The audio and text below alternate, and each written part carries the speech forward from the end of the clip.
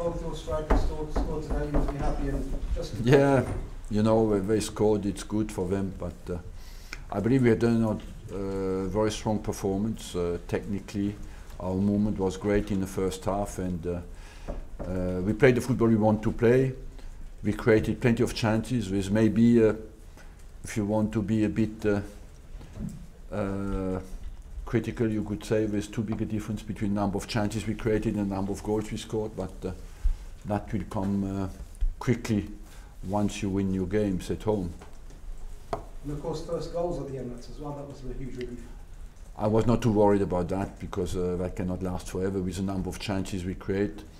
We have a team who created the most chances since the start of the season, with 30 shots on goal today, and continuously we created chances today from the first to the last minute. And the players have the quality to score, so at some stage that will come. And I believe as well we have stabilized our defensive record. You know, we have not conceded after a difficult start against Liverpool. We didn't concede at Newcastle, not today. That is good for our future as well. What was the thinking behind starting Theo ahead of Giroud?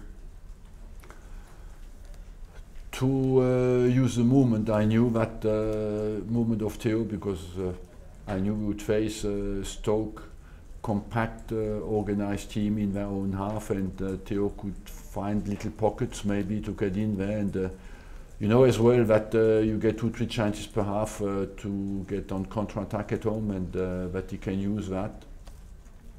And he scored a great goal, I must say. And because you needed technical quality to do it and calm in the finishing, and it's good that Giroud came on and scored as well. Theo had missed a couple before he did score. He just pleased that he keeps putting himself in that situation. Of course, he has chances. I believe that he can be a prolific goal scorer because you come out of a game and you think how many chances he had, and the bigger the belief he will have to score, the more he will score, but he gets in good situations. And Koscielny's partnership with Gabriel and Arsene, that was the bedrock of a very solid defensive performance.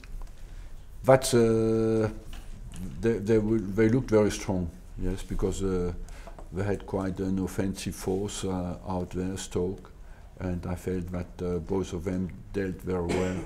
Defensively, Koscielny was outstanding, Gabriel played very well, Coquelin defensively as well was outstanding, so we had a good triangle in the center of the park who was very strong. Should Mertesacker be worried for his place? I should not worry, you should just come back and play, you know, and it's good. We have 4 centre backs, and it is the usual problem. If Walcott plays and scores, everybody says Walcott is good. But before the game, everybody says, why did you not buy a striker? If I had bought a striker, Walcott would not have played. So it's always a vicious circle.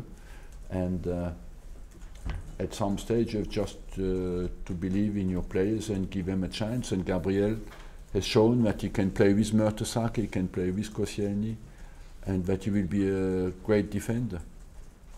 So you can say, are you licking your lips now playing Chelsea next week after their little defeat? We are looking first to play well at Dinamo Zagreb. It's important in the Champions League that you don't miss your first game.